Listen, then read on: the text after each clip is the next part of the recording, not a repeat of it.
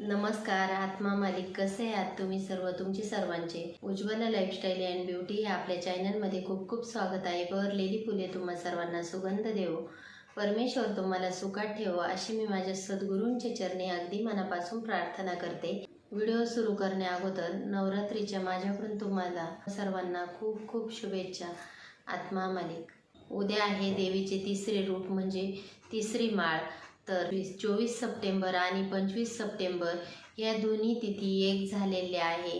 म्हणजेच बुधवार आणि गुरुवार या दोन्ही तिथी एक झालेल्या आहे. नवरात्रीच्या तिसऱ्या दिवशी देवी चंद्रघंटा या देवीची पूजा केली जाते. हे देवीचे नवदुर्गेचे रूप आहे. त्याचबरोबर त्या दिवशी देवीने राक्षसाचा नाश केलेला होता. त्यामुळे देवीच्या हातामध्ये त्रिशूळ, गदा, धनुष्यबाण, कमळ आणि त्याचबरोबर तलवार, घंटा, एक हातात पाण्याचे भांडे आहे. देवीचा एक हात भक्तांच्या आशीर्वादासाठी अभय मुद्रेत आहे. तिच्या कपाळावर अर्धचंद्र आहे, म्हणून या देवीला चंद्रघंटा देवी असे म्हटले जाते. म्हणून नवरात्रीच्या तिसऱ्या दिवशी चंद्रघंटा देवीची पूजा केली जाते. आणि तिसऱ्या दिवशीचा रंग आहे निळा. उद्या देवीला दूध अर्पण करावे. दूध अर्पण केल्याने आपल्याला दुःखापासून मुक्ती मिळते आणि जास्तीत जास्त सुखाची प्राप्ती होते. त्यामुळे उद्या देवीला नैवेद्यामध्ये दूध अर्पण करावे किंवा दुधापासून बनवलेले पदार्थ तुम्ही अर्पण करू शकता. आणि उद्या तुळशीच्या पानांची माळ ही घटाला घालावी आणि त्याचबरोबर ओम देवी चंद्रघंटे नमः या मंत्राचा 108 वेळा जप करावा. श्रीयंत्र जर तुमच्याकडे असेल तर श्रीयंत्रावर कुंकुमार्चन करण्यास विसरू नये.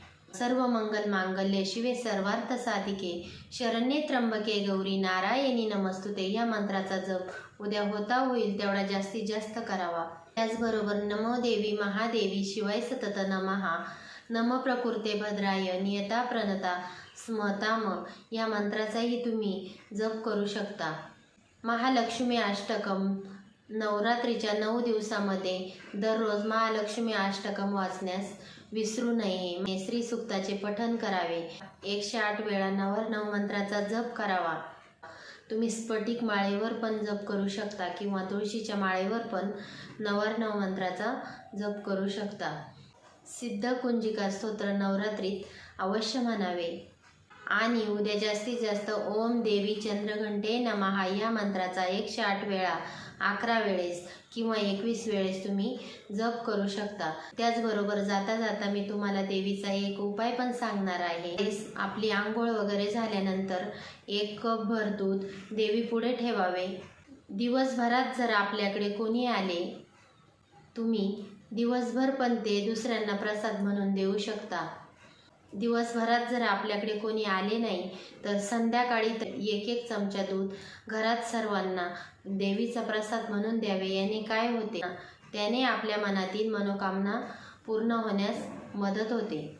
उद्याची जी देवी आहे ती भक्तांच्या इच्छा पूर्ण करणारी आहे. जे जे भक्त देवीची मनापासून प्रार्थना करतात सुख मिळवून देण्याचे काम चंद्रघंटा देवी करते. त्यामुळे उद्या होता होईल तेवढा दुधाचा प्रसाद सर्वांना द्यावा आणि आपण पण ग्रहण करावा. याने आपल्या इच्छा पूर्ण होण्यास मदत होईल.